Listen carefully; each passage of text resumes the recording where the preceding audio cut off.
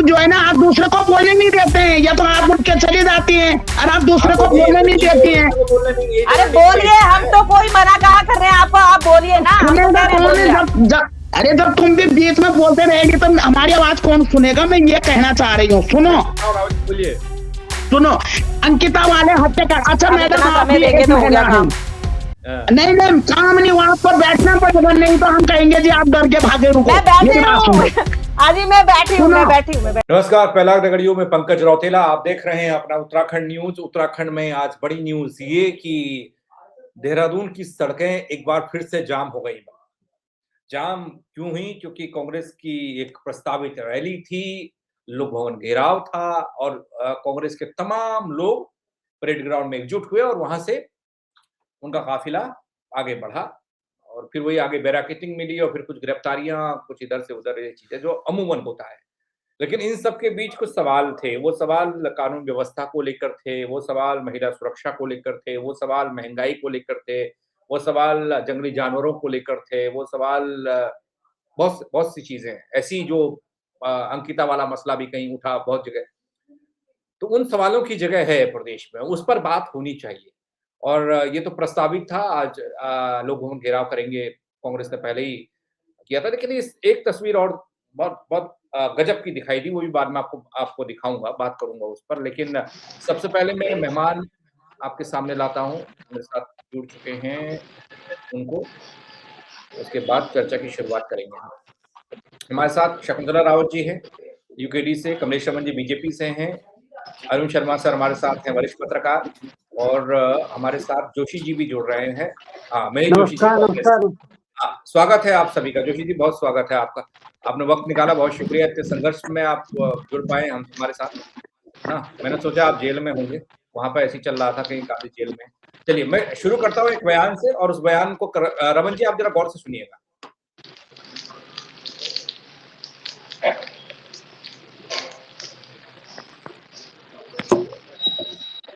कह रहे हैं परिवर्तन का आगाज है और उत्तराखंड के लोग कह रहे हैं परिवर्तन परिवर्तन परिवर्तन।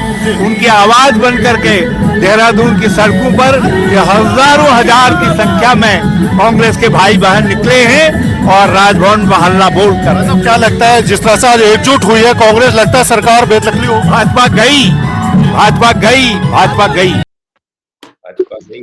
जब आपका विरोध, आपकी आलोचना कोई करने लगे, समझ लो कि आप मजबूती के साथ आगे बढ़ रहे हो और सही कदम उठा रहे हो। जिस तरह आज भाजपा के लोगों ने हमारे झंडे, सुबह नगर निगम ने झंडे उतारने का काम किया है। भाई आज हमारी रैली थी, अगर झंडे लगे थे इनके भाजपा के, तो झंडे, इनका कोई भी कार्यक्रम होता है पूरा शहर पाड़ देते हैं। तो आज हमारे झंडे जिस तरह उतारने का काम किया, हमारे पोस्टर फाड़ने का जिस तरह काम किया गया भाजपा सरकार के द्वारा, यह साबित करता है कि भाजपा सरकार आज हमारी रैली से भयभीत है। और निश्चित रूप से जो आतंकवाद आज भारतीय जनता पार्टी ने इस उत्तराखंड में खड़ा कर दिया था, जिस तरह हत्याएं हो रही थी, जिस तरह माफिया, भू माफिया, शराब माफिया के चंगुल में ये सरकार फंस गई थी। मुख्यमंत्री की नाक के नीचे, गृह मंत्री के नाक के नीचे, चीफ सेक्रेटरी की नाक के नीचे, डीजीपी के नाक के नीचे, होम सेक्रेटरी की नाक के नीचे 15 दिन में जिस तरह 5 हत्याएं देहरादून में दिन दहाड़े हुई हैं, यह साबित करता है कि प्रदेश की सरकार माफियाओं की सरकार है, हत्यारों की सरकार है। इसको क्योंकि कोई भी सरकार जब शपथ लेती है, जवाब क्या है आप वो जवाब भी लिख लीजिए। ना कोई इशू है। अच्छा होता कांग्रेस को राजभवन जा रहे थे तो प्रदेश की कुछ समस्याओं को लेकर जाते, लेकिन समस्याएं तो कुछ है नहीं, इसलिए हो हल्ला ही एक रास्ता कांग्रेस के लिए बचता है और उस हो हल्ले को प्रदर्शित करने का काम कर रहे हैं। और इसी हो हल्ले के बाद कांग्रेस के अंदर जो गुटबाजी दिखाई देगी, वो इस प्रदर्शन के बाद दूसरा जो प्रदर्शन होगा उसमें आप देखिए कैसा उनका आंतरिक प्रदर्शन होता है, वो सबके सम्मुख होगा। और जिस प्रकार का वो हल्ला मचा रहे थे, आज जो मेरे में फीडबैक है, जो हम भी फीडबैक लेते हैं क्योंकि हम सत्ता दल में रहते हुए राजनीतिक विषयों पर ध्यान रखते हैं, जो अपेक्षाएं उन्होंने क्षेत्र से की थी उस अपेक्षा में जनता उनके कार्यक्रम में बिल्कुल नहीं आ रही है। जो ऐसे कांग्रेसी जिनको उन्होंने बनाया हुआ है, उन्होंने 4-5 लोग इकट्ठे के पदाधिकारी से करके कुछ संख्या में लोग आए होंगे और हम उनका भी स्वागत करते हैं। प्रदर्शन करने का अधिकार लोकतंत्र में सबको है। जी जी जोशी जी, चर्चा की शुरुआत आप ही से करते हैं। बहुत छोटे छोटे सवालों के छोटे छोटे जवाब दीजिएगा ताकि चर्चा सीमित समय में अपने उसमें खत्म हो जाए। ये जो प्रदर्शन था, इसे किस तरीके से आप सफल मान रहे हैं या सफल मान रहे हैं? बीजेपी बहुत हल्की में ले रही है महेंद्र भट्ट के बयान को, जैसे हमने देखा। और एक और तस्वीर मुझे देखने को मिली, वो थी परेड ग्राउंड की, जब प्रदेश के पूर्व मुख्यमंत्री कांग्रेस के दिग्गज नेता हरीश रावत वहां पहुंचे थे। उनकी आगवानी या स्वागत के लिए या फिर उनको रिसीव करने के लिए कोई वहां नहीं पहुंचा था। उसके मायने भी लोग अलग अलग तरीके से सोशल मीडिया और इधर उधर निकाल रहे हैं, बताइएगा। देखिए, जिस तरह से आज कांग्रेस की रैली हुई है, अपार जन सैलाब सड़कों पर था, लेकिन मुझे महेंद्र भट्ट के बयान देख रहा था मैं कि ये जो भाजपा के प्रदेश अध्यक्ष हैं और यहीं के रहने वाले हैं, उत्तराखंड के रहने वाले हैं, इनकी बातों से ऐसा लगता है जैसे कि ये कहीं विदेश से आए हों या किसी और प्रदेश से आए हों, कि कोई मुद्दे नहीं है, कोई कुछ ही नहीं है। आज प्रदेश की जनता 5-5 मर्डर हो गए, 5-5 हत्याएं हुई उत्तराखंड में, और महेंद्र भट्ट जैसे व्यक्ति को कोई पछतावा नहीं है। आज प्रदेश की जनता बेरोजगार से त्रस्त है, महंगाई से त्रस्त है, स्वास्थ्य की सुविधाओं से त्रस्त है कि स्वास्थ्य की सुविधाएं नहीं है। हर तरह से प्रदेश की सरकार फेल हो चुकी है। और आज जिस तरह से का आक्रोश दिखा है, उस तरह से आप ये मान के चलिए कि आने वाले दिनों में भाजपा का सत्ता में रहना मुश्किल हो गया है।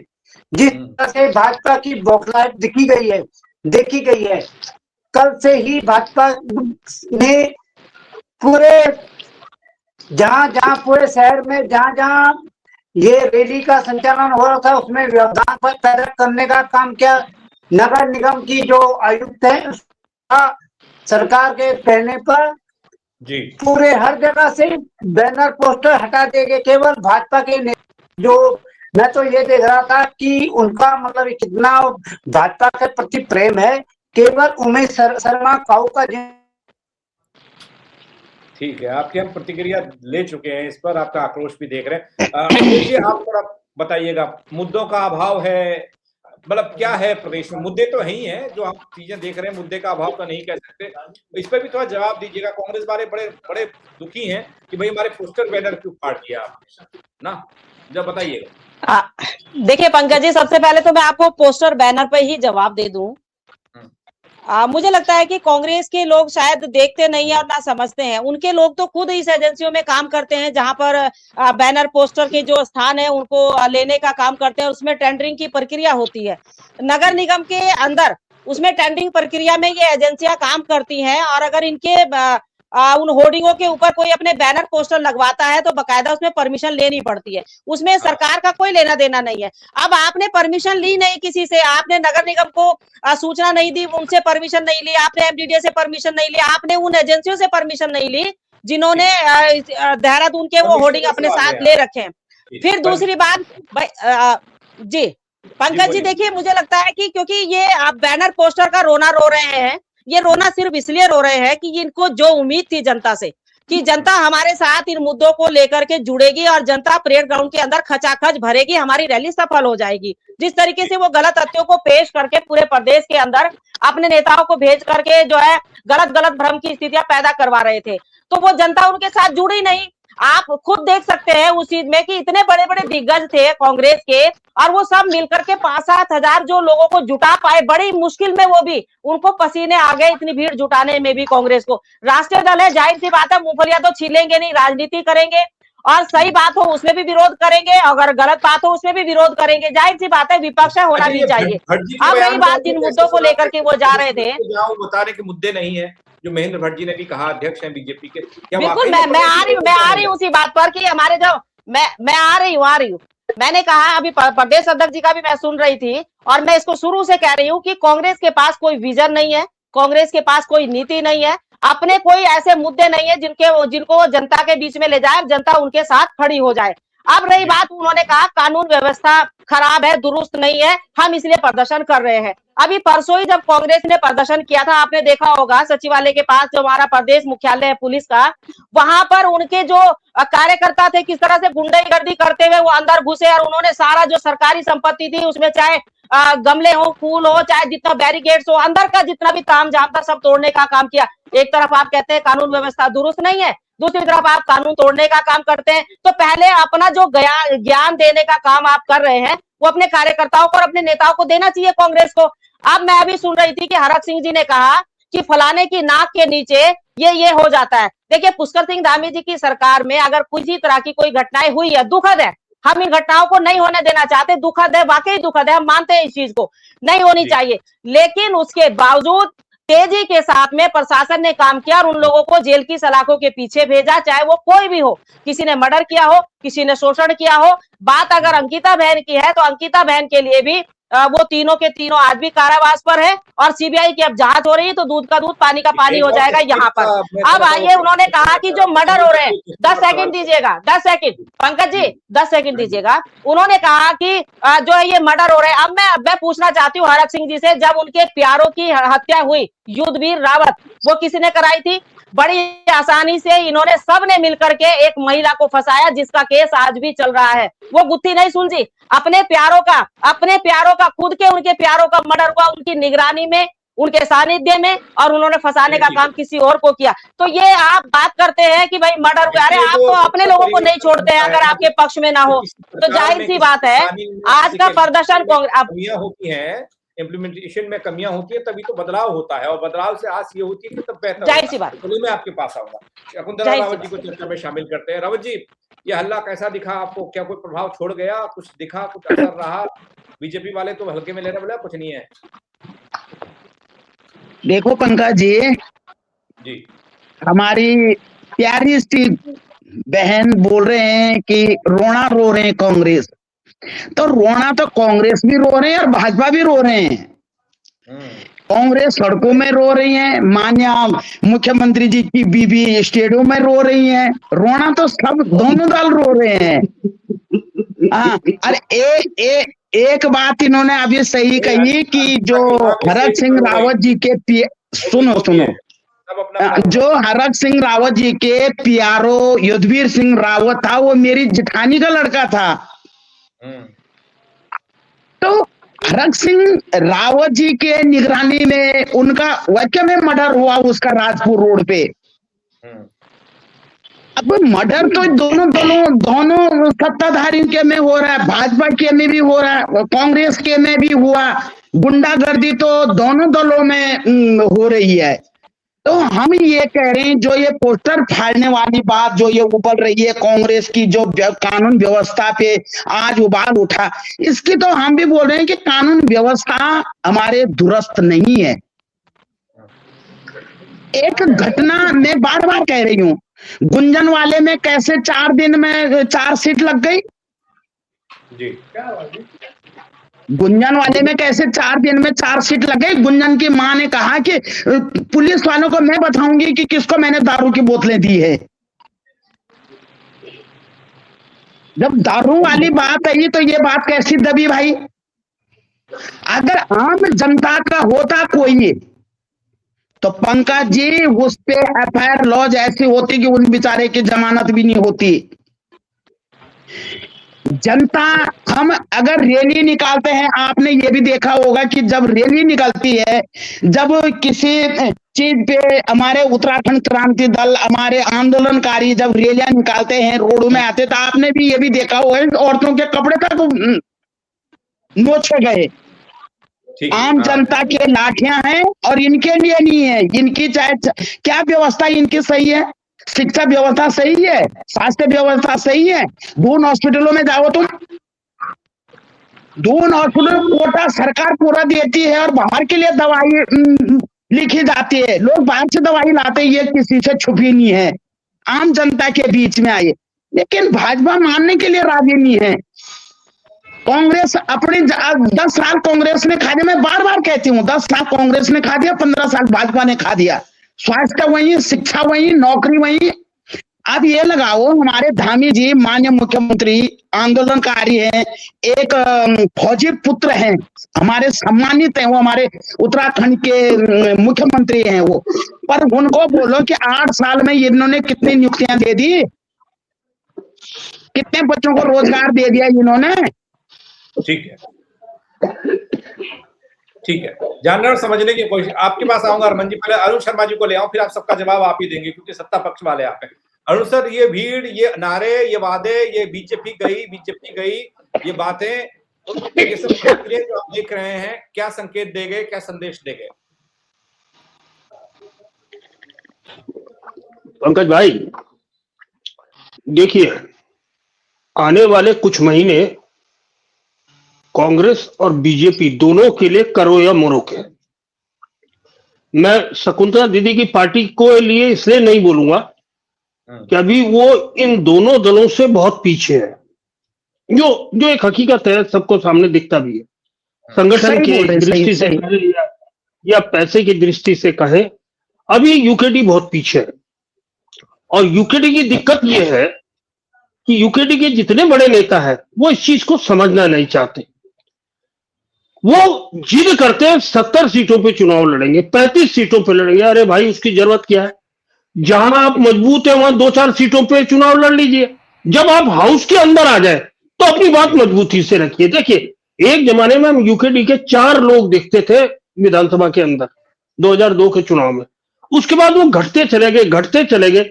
एक अकेला बेचारा प्रीतम बचा था, वो भी बीजेपी की गोद में जाके बैठ गया, क्योंकि जब वो विधायक था आपके नेतृत्व ने उसे इतना तंग किया कि उसने नेतृत्व से हाथ जोड़ ली। और शकुंतला दीदी ज्यादा अच्छी तरह जानती होंगी वो सारी परिस्थितियां, क्योंकि उस टाइम जो अध्यक्ष थे आज वो दिवंगत है, तो मैं नहीं बोलूंगा। जहां तक देखिए, आने वाले महीने पंकज भाई राजनीतिक दलों के लिए बड़े संकट के दिन है जी, खासकर कांग्रेस के लिए। कांग्रेस ने इस प्रदर्शन से केवल एक काम किया, अपने कार्यकर्ताओं में कुछ जान फूंकने की कोशिश की। क्योंकि जब इस तरह की रैली होती है, प्रदर्शन होते हैं जिसमें तमाम बड़े छोटे नेता आते हैं, तो एक उत्साह का संचार होता है।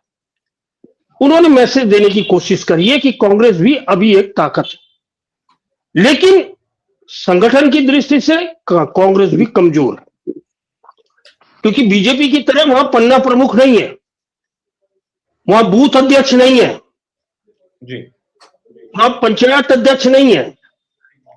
इस तरह के संगठन को एक बहुआयामी तरीका बनाना और उसमें उस नेताओं से काम लेना, ये मुझे लगता है कि अभी कांग्रेस को सीखना पड़ेगा। हालांकि कांग्रेस ने विकल्प के अभाव में इस देश में बहुत सालों तक राज किया। उस टाइम विकल्प नहीं होता था, क्योंकि एक कारण था कि देश की आजादी की लड़ाई कांग्रेस के प्लेटफॉर्म पे लड़ी गई थी, दलों पे नहीं लड़ी गई थी, कांग्रेस प्लेटफॉर्म था जी। और जब आजादी के बाद महात्मा गांधी ने ये राय रखी थी कि अब क्योंकि देश आजाद हो गया इसको खत्म कर देना चाहिए, तो आप सबको पता है वो सारी चीज। लेकिन वो जो महत्वाकांक्षी नेता थे उन्होंने इसे चुनावी दल बना दिया। तो वो सारी परिस्थितियां हैं, लेकिन क्योंकि उस टाइम विकल्प नहीं होता था तो इसलिए कांग्रेस थी, इतने सालों तक राज करती रही। लेकिन अब विकल्प आया है, और विकल्प भी ऐसा जिन्होंने नई टेक्नोलॉजी से बहुत सारी चीजें सीखी। उन्होंने हर स्तर पर नेतृत्व देने की कोशिश करी, ग्राउंड से लेके और टॉप लेवल तक। और उन्होंने यह भी मैसेज दिया कि वहां दरी बिछाने वाला भी राष्ट्रीय अध्यक्ष बन सकता है, प्रधानमंत्री बन सकता है। तो बहुत फर्क है। देखिए, विश्वसनीयता का फर्क, बहुत बड़ा फर्क होता है। अगर आज मैं कह रहा हूं इस प्रदेश में कांग्रेस ये विश्वसनीयता पैदा कर दे अपने अंदर कि वो सही विकल्प है भाजपा के, तो निश्चित तौर पर जितने मुद्दे इस टाइम घूम रहे हैं उसमें उनको पूरा मौका मिल सकता है। लेकिन स्थिति यही है, मजबूत विकल्प न होने की स्थिति में भाजपा को स्वतः लाभ मिल जाता है। जी भाई जी, ये भटजी का जो रिएक्शन आया इस प्रदर्शन पे, उस रिएक्शन को आप कैसे देखते हैं? कितने आप संतुष्ट हैं उससे, मुद्दों को लेकर या इसको लेकर, या हल्कापन? देखिए, महेंद्र भट्ट मेरा छोटा भाई है जी, मेरा छोटा भाई है महेंद्र भट्ट, ऋषिकेश का ही रहने वाला है। तो मैंने उसको स्कूल और कॉलेज से उसको राजनीति करते हुए देखा हुआ है। देखिए, अगर महेंद्र भट्ट बहुत गंभीरता से ये बात बोलता तो वो कांग्रेस को तवज्जो देना होता। उसने पूरी की पूरी कांग्रेस को बहुत हल्के में मतलब ये शो किया कि हमारे लिए कांग्रेस कोई समस्या नहीं है, बहुत हल्के में ले लिया। तो ये है राजनीतिक सोच है ये जी। लेकिन जिन मुद्दों का जिक्र हो रहा है उन मुद्दों को भी क्या हल्के में बीजेपी ले रही है?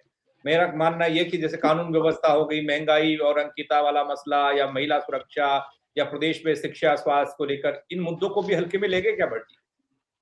पंकज भाई देखिए, मुद्दे अपनी जगह है, हाँ, लेकिन जब चुनाव आते हैं तो चुनाव में जनता विकल्प देखती है कि मजबूत कौन है, अच्छा शासन कौन दे सकता है, कमजोर कौन है, बुरा शासन कौन दे सकता है, ये देखती है जनता। तो ये सारे मुद्दे चुनाव में आते आते आप कितना भी याद दिला दिए खत्म हो जाएंगे। क्या आपको पिछला लोकसभा चुनाव याद नहीं है? क्या अंकिता वाला मुद्दा उस लोकसभा चुनाव में नहीं था? लेकिन वो मुद्दा कहां गया? हवा में उड़ गया। बीजेपी के 5 लोकसभा सदस्य वो झाड़ू मारते में जीत गए। साफ बिल्कुल कांग्रेस का कहीं दूर दूर तक पता नहीं। आप खुद उन चुनाव के नतीजे से अंदाज लगा लीजिए कि भाजपा का जो कम से कम जीत का अंतर था वो भी 2.25 लाख था। ठीक है, तो मुद्दे फिर बचे कहां चुनाव? जी रवि जी, ये इस पर तो आप प्रतिक्रिया दे ही रही है कांग्रेस वाले। एक और तस्वीर थी, मैंने एक बीजेपी की कोर बैठक जो देखी, जो भी नड्डा साहब आए थे, वो बैठक थी, और एक आज की तस्वीर थी जहां महेश जोशी जी जैसे लोग प्रदर्शन कर रहे थे। इनकी प्रभारी कुमारी शैलजा पहुंची थी वहां, और उस बैठक में बीजेपी के प्रभारी नहीं पहुंचे थे। ये सवाल भी चल रहा है, सोशल मीडिया इधर पूछ रहे हैं, मतलब इसका क्या मतलब है? मतलब वो नहीं पहुंचे, उस पर तवज्जो नहीं दी गई, बुलाया नहीं गया, या उनको प्रभारी माना नहीं गया, मतलब क्या कारण था उसका? थोड़ा ये भी जोड़ दीजिएगा, बाकी कांग्रेस वही है। देखिए, कांग्रेस की प्रभारी कितनी बार प्रदेश में आती है ये आप भी बहुत अच्छा तरीके से जानते हैं। सोशल मीडिया में बैठ करके वहीं से वो करती है। रही बात अब हमारे प्रभारी की, तो वो ये पहली बैठक ऐसी थी जिसमें उनकी तबीयत खराब थी, वो नहीं पहुंच पाए किसी कारण से, क्योंकि उनका जब स्वास्थ्य खराब था तो वो नहीं आ पाए। ये अलग चीज हो सकती है, क्योंकि केंद्रीय नेतृत्व हमारा ये सारी चीजों को कोर कमेटी के जितने सदस्य होते हैं उनको तय करता है, उनके साथ बैठक होती है, और प्रभारी जी लगातार हर कार्यक्रम में यहाँ बने रहते हैं। ऐसी बात नहीं है कि अब वो नहीं आए तो उसका बहुत बड़ी चीज हो गई है। सही बात शैलजा जी की, तो आप ही देखिए, उनकी जिम्मेदारी भी लगा दी गई है, उनको जिम्मेदारी भी दे दी गई है। अन्य दूसरे राज्य में भी वो जा रहे हैं, वहां पर कार्यक्रमों की रूपरेखा भी तैयार कर रहे हैं, वो काम कर रहे हैं। अब रही बात की आज का जो प्रदर्शन था, आपने कहा भी मैं रावत जी का जो बयान देख रही थी कि भाजपा तो गई ऐसे करके जब उन्होंने बोला, तो भाई आप मुझे एक बात बताइए, आज वो ये बात कह रहे हैं, जब वो परेड ग्राउंड में उनकी एंट्री हुई तो 5-7 लोग इर्द गिर्द में कहीं दिखाई दे रहे थे। एक महिला उनको बुके देने लगी तो उन्होंने कहा और दूसरे कोई नेता आ रहे हैं, ये बुके उनको दे देना। यानी कि आप समझ सकते हैं कि कांग्रेस का कोई नेता उनके स्वागत के लिए भी नहीं खड़ा था। पूर्व मुख्यमंत्री थे, उनको लेने तक के लिए नहीं आए। और जब पूरा प्रदर्शन चल रहा था, रावत जी आपको कहीं दिखाई दी किसी प्रदर्शन में? जब उनको लगा, पंकज जी, जब उनको लगा कि मुझे किसी ग्रुप में शामिल नहीं किया जा रहा, क्योंकि अलग अलग ग्रुपों में चल रहे थे ना सारे नेतागण, टोटल जितने भी थे सब अपने अपने ग्रुप में चल रहे थे, सीक्वेंस दूरियां बना करके। तो जब उनको लगा कोई नहीं आ रहा, तो वो एक कार्यकर्ता की गाड़ी में बैठे और उसपे बैठ के माला पहन करके चल दिया और अपना बयान दे दिया। क्योंकि बड़े नेता है, बड़ा चेहरा है, जाहिर सी बात है मीडिया उनसे सवाल जवाब भी करता है, वो देते भी हैं। क्योंकि मैं आंखें बंद कर लूंगा, इस प्रदेश को लूट लो, ये वही नेता है। तो भाजपा गई नहीं है, भाजपा आएगी और कांग्रेस एक बार फिर जाएगी, कांग्रेस एक बार फिर जाएगी और भाजपा आएगी। 2027 में आप देखेंगे कि भाजपा आएगी और कांग्रेस जाएगी, ये आप फिर देखेंगे एक बार। और क्योंकि कांग्रेस की नीति, कई बार जेल जाकर आ गए हम। जोशी जी बोलिए। बिल्कुल, देखिए जो अच्छा काम करेगा, जो जनता के बीच में रहेगा, जो जनता के बीच में रहेगा, पंकज जी, अच्छा इसलिए आ रही है इनको, क्योंकि इनके नेता खुद भी मजाकिया ढंग में चुटकियां लेने का जो काम कर रहे हैं आजकल इनके नेता। आप देख लीजिएगा, जब शैलजा जी चल रही थी पंकज जी, पूरे उसमें देखिएगा भीड़ में उनको उनके नेता, उनके जो नेता है वो उनको प्रोटेक्ट कर रहे थे। केवल अपने को, ये केवल आप अपने को, अपने नेताओं को तसल्ली दे रहे हैं। आप आज की रैली में आपने देखा होगा, हम काम कर रहे हैं। आपकी रैली में कितने लोग थे, जरा बता दीजिए, बताइए। क्या मजाक बना दिया है। आप आराम से घर जाके सोइए, बहुत बढ़िया होगा। कोई ना कोई रैली हुई, हाँ, अब देखो आज रैली, आज कांग्रेस की रैली सफल हो गई। अब ये सो जाएंगे जाकर के, अब इनको सोना भी चाहिए। अब कुंभकर्ण की नींद में कांग्रेस को आज सो जाना चाहिए। महेंद्र भट्टी को कुंभकर्ण की नींद में और जो नेता है महेश भाई, कांग्रेस की तो रैली नहीं। अब राहुल पंकज जी आज तो गुब्बारे की तरह कांग्रेस। पंकज जी एक सेकंड दीजिएगा, पंकज जी पंकज जी एक सेकंड दीजिएगा, शकुंतला बहन एक सेकंड दे दीजिएगा मुझे। आज कांग्रेस जो है पंकज भाई गुब्बारे की तरह फूली नहीं समा रही है, फूली नहीं समा रही है। मुझे भी बोलने दीजिए। जी आप बोलिए। मेरे कहने का मतलब है आज की जो रैली थी, जो अपार जन सैलाब सड़कों पे उतरा, आप लोगों ने तो खैर अपने आंखें बंद कर दी थी, लेकिन जनता ने देखा है, यहाँ की जनता ने देखा है, और जिस हिसाब से लोग सरकार की जन विरोधी नीतियों से त्रस्त हैं, उसको आज पूरा सड़क में दिखा है। 15 दिन में 5 हत्याएं हो गई है, तब भी अगर सरकार नहीं कहती कि तो इससे पूरा कुछ होने वाला नहीं है। हरीश रावत जी की अगवानी नहीं की, वो नाराज हो गए, वो कह रहे हैं किसी और को दीजिए, पीछे कोई रावत जी शुरू से आखिर तक कार्यक्रम में मौजूद थे, हमारे साथ उन्होंने आज वो क्या गिरफ्तारी भी दी है, वहाँ पे उनका बयान देखिए आप। कमलेश जी की बातों पे कहाँ आया? हो गई वो पहले वाली गिरफ्तारी होनी चाहिए ना, बाहर निकलने में दिक्कत हो। आप तो अभी तो गए थे, आप खुद पूरे समय से पूरा उसमें ये तो जबरदस्ती चढ़े, महेश भाई तो जबरदस्ती चढ़े, मुझे भी ले जाओ, मुझे भी लेके चलो जेल में।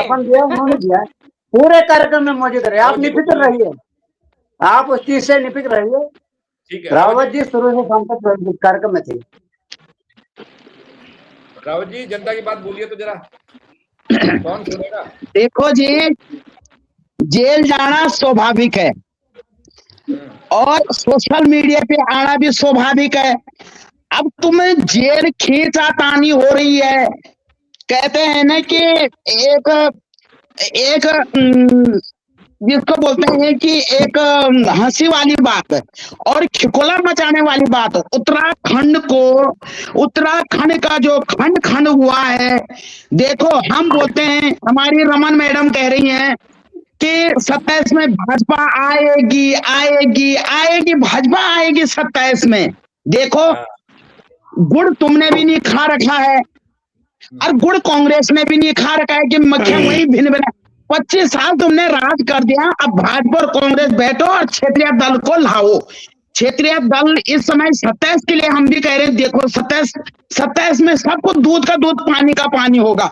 हम अपने को नहीं बोलते कि पूर्ण बहुमत में हम आएंगे, लेकिन आएंगे, हमारे भी यूकेडी उत्तराखंड क्रांति दल भी आएगा और 27 में तब जाके हमारी जनता को न्याय मिलेगा। सुनो, हमारे माननीय मुख्यमंत्री जी का क्या चलन है मेरी समझ नहीं आती है। जितने भी भाजपा के भ्रष्ट हैं, कुंवर परमार जी को देख लो तुम, हरिद्वार का जो विधायक है उसको तुम बुकें दे रहे हैं, उनके बीच में तुम फोटो खिंचा रहे हैं। हाकम सिंह के साथ तुम फोटो खिंचा रहे हैं, हाकम सिंह के लॉज में जाते हैं तुम। अन्य भी जितने भ्रष्ट हैं सबके साथ हमारे माननीय मुख्यमंत्री जी दिखते हैं जी। तो उन्होंने किसी पे एक्शन लिया? उन्होंने अग्रवाल जी पे एक्शन लिया, जिन्होंने पहाड़ियों को गालियां दे दी, हमारे पहाड़ियों को गालियां दे दी सांसद में रह के। तो मंत्री पद देखो रमन जी, आप बोल रहे थे हमने नहीं बोला, सर हमें बोलने दो। आपने बोला, हमने टोका टाकी नहीं करी, बिल्कुल भी नहीं। और सर मेरी बात सुनो, नहीं, मैं सिर्फ ये कह रही हूँ कि प्रेमचंद अग्रवाल जी का मंत्री पद गया कि नहीं गया, आप भी तो देखिए। अरे गया तो तब गया ना जब जनता में आई, जब उत्तराखंड के सुना रमन मैडम, अग्रवाल जी की कुर्सी तब गई है जब पूरी जनता रोडों में आई।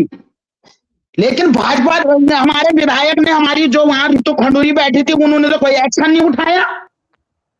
आप बोलो ना, जब उन्होंने साले पहाड़ी बोले तो वहीं पे वो एक्शन उठाते, वो बुटोला को कैसे बाहर कर दिया उन्होंने, ये भी तो देखो।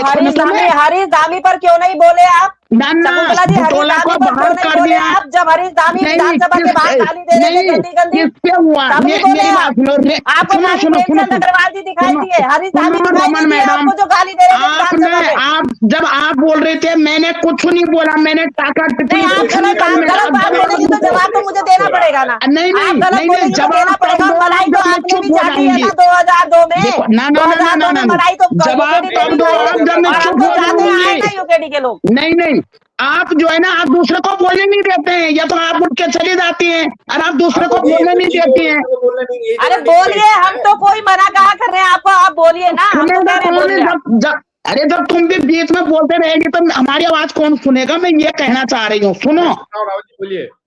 सुनो, अंकिता वाले हत्याकांड। अच्छा मैडम, इतना आप समय भी देंगे एक तो हो गया महिला काम। हैं। नहीं नहीं, काम नहीं, वहां पर बैठना पड़ेगा, नहीं तो हम कहेंगे जी आप डर के भागे, रुको। मैं बैठी मेरी बात हूँ सुनो। अजी, मैं बैठी हूँ, सुनो, मैं बैठी हूँ, मैं बैठी हूँ। रमन मैडम, आप मेरे को एक चीज का जवाब देना। एक मातृ शक्ति होने के नाते, एक मातृ शक्ति, एक माँ होने के नाते, क्या जब अंकिता हत्याकांड हुआ था तो यमकेश्वर विधायक पे कोई केस हुआ? आप मेरे को एक माँ होने के नाते एक सवाल का जवाब दे दो, मैं आपसे कुछ नहीं बोलूंगी। चलिए जल्दी क्या जल्दी से जवाब दीजिए रावत जी, समय की समाप्ति हुई है। उन्होंने वहां का सबूत मिटाया, डेड बॉडी तो अगले सुबह 8 बजे हम वहीं थे। हम उस लड़की के गुम होने तक और उस लड़की के पूरा हम 3 महीने कोयल घाटे रहे। क्या यमकेश्वर विधायक पे उनने रात को रिजॉर्ट तोड़ा, उनने मुख्यमंत्री का नाम लिया? क्या इसपे कोई हुआ कुछ? यमकेश्वर विधायक पे कोई टाका टिप्पणी या कोई केस हुआ? भाई तुमने डेड बॉडी सुबह को मिलती है, रात को तुमने रिजॉर्ट तोड़वा दिया। हो गया, अब जवाब तो ले लूं। रमन जी जवाब दीजिए तो जल्दी से। देखिए शकुंतला बहन, देखिए भावनाओं में है, मैं इस चीज से इनकार नहीं करूंगी, भावनात्मक विषय है ये अंकिता बहन का हमारी। अब रही बात की वहां पर की विधायक ने जो है उसे होटल को तोड़ने का काम किया, देखिए एक भावनात्मक था, गुस्सा था उनके अंदर भी कि भाई कैसे हो गया, तो उन्होंने तोड़ दिया। अब अगर एसआईटी को लगता है उनके खिलाफ जांच करनी तो वो करते, कि लड़के मर गए कि जिंदा है, इसका मतलब इन्हें पता था कि लड़के मर गए। अगर कार्रवाई करते। मैं रोक रहा हूँ। अरुण सर थोड़ा सा मुझे बताइएगा इसका प्रभाव और फर्क क्या क्या पड़ेगा, कुछ दिखेगा? क्योंकि बीजेपी हल्के में लेकर अमूमन ये देखा गया है कि वो तूल देती नहीं है। हमने देखा भी इतने सारे हत्याकांड हुए, बीजेपी के लोगों का बयान कहीं से नहीं, अगर बयान आता तो और बवाल होता। यानी कि उन्होंने चुप रहना ही बेहतर समझा। बहुत सारी शोर नहीं हुआ, जहां कांग्रेस वाले बोल रहे थे बीजेपी की तरफ से बहुत कम बयान आ रहे हैं। ऐसा ही कुछ यहाँ पर है कि बीजेपी इस प्रदर्शन को लेकर भी चुप है, वो भाव नहीं दे रही कांग्रेस। इसी का नतीजा है कि देखिए कांग्रेस। पंकज भाई, स्थिति यही है कि भाजपा कांग्रेस के मामलों पर कोई तूल नहीं देना चाहती जिससे कांग्रेस को कोई इंपॉर्टेंस मिले, और इसलिए वो बहुत ये कोशिश करती है कि उसको कांग्रेस की परवाह नहीं है, ये दिखाते हैं वो। ये बिल्कुल सही बात है। देखिए अब स्थिति यह है कि इन्होंने तो कांग्रेस ने तो जो करना था आज कर दिया। अब इन्होंने 90 दिनों का प्रोग्राम भी बना दिया कि हर विधानसभा क्षेत्र में होगा, हर जिले में होगा, वो बनाएंगे क्योंकि आने वाला चुनाव है। जो चुनाव आते हुए दिख रहा है वो है। और उसी तरह बीजेपी ने भी अपने कार्यक्रम तैयार कर दिए कि जैसे अब परसों मेरे ख्याल से मुख्यमंत्री से तमाम संगठनों के जिलाध्यक्ष वगैरह पदाधिकारियों की बैठक है। उसके अलावा आज भी महेंद्र भट्ट मुख्यमंत्री के पास गए, कल होगा। हाँ, तो आज भी महेंद्र भट्ट मुख्यमंत्री के पास गए, बहुत देर तक वहां रहे। तो ये देखिए दोनों तरफ से अपनी अपनी तैयारी है। लेकिन मैं बार बार ये कहता हूं कि इस प्रदेश में अगर मजबूत विपक्ष नहीं होगा तो बहुत बढ़िया तरीके से काम भी नहीं होंगे। अब सरकार पर नकेल लगाने की स्थिति में होना चाहिए। कभी आप 57 विधायक बीजेपी को दे देंगे, कभी 47 विधायक दे देंगे, तो कांग्रेस के पास बचा क्या है? अच्छा, विधानसभा सत्र बहुत कम होता है। जो छोटी विधानसभाओं में सत्र कम से कम साल में 60 दिन चलना चाहिए। पंकज भाई आप खुद स्थिति देख लीजिए, बड़ी विधानसभाओं में 90 दिन तक चलना चाहिए। लेकिन ये क्योंकि जो कामकाज है और लोकतांत्रिक जो डिबेट है उससे बचने के लिए सरकारें ये कोशिश कर रही है कि कम से कम समय सत्र चले जिससे वो पॉलिटिकल डिबेट ना हो सके। गलत तरीका है। बहुत शुक्रिया आप सबका जुड़ने के लिए इस चर्चा में। आगे बात करूंगा आपको रमन जी, मैं आपसे इस मामले में जो सवाल छूट गया, लेकिन एक चीज तो इतनी है जरूर कि भैया प्रदर्शन तो होते रहेंगे क्योंकि सियासत है, सियासत नहीं करेंगे, हल्ला नहीं बोलेंगे। कल हम ही कह रहे थे भाई कांग्रेस वाले क्या कर रहे हैं, इतने बड़े मुद्दों पर इतनी घटनाएं हो रही हैं ना, यही सवाल होते हैं। भाई कांग्रेस भाई आवाज उठाए, आज उठा रही है तो उस पर कि भैया मुद्दों को उस तरीके से नहीं उठाया जा रहा या नहीं दिखाया जा रहा, इनकी गुटबाजी है। अब ये गुटबाजी तो पहले कांग्रेस का पीछा नहीं छोड़ रही। अगर कांग्रेस का पीछा छोड़े तो फिर कांग्रेस वाले सोचें कि वो सत्ता में आए। विधानसभा चुनाव 2022 वाला सबके सामने आ जाता है। अभी ये सब एकजुटता दिखा रहे हैं, पता लगा चुनाव होते होते, मतदान होते होते पलट जाए स्थिति। लेकिन इस प्रदर्शन को लेकर, इस तस्वीर को लेकर आपकी राय क्या है? आपको क्या लगता है, क्या वो कोई प्रभाव छोड़ पाई है कांग्रेस? आप कमेंट के जरिए अपनी राय दीजिएगा। मेरे साथ जुड़ने के लिए आप सबका बहुत शुक्रिया। चर्चा को शेयर कीजिएगा। जब आप जो है ना, आप दूसरे को बोलने नहीं देते हैं, या तो आप उठ के चली जाती हैं और आप दूसरे को बोलने नहीं देती हैं। अरे बोलिए, हम तो कोई मना कहा कर रहे हैं आपको, आप बोलिए ना। अरे जब तुम भी बीच में बोलते रहेगी तो हमारी आवाज कौन सुनेगा? मैं ये कहना चाह रही हूँ। सुनो, अंकिता वाले हत्याकांड। अच्छा मैडम, आप भी एक तो हो गया काम। नहीं काम नहीं, वहाँ पर बैठना पड़ेगा, नहीं तो हम कहेंगे जी आप डर के भागे रुको। मैं बैठी हूँ, अजी मैं बैठी हूँ।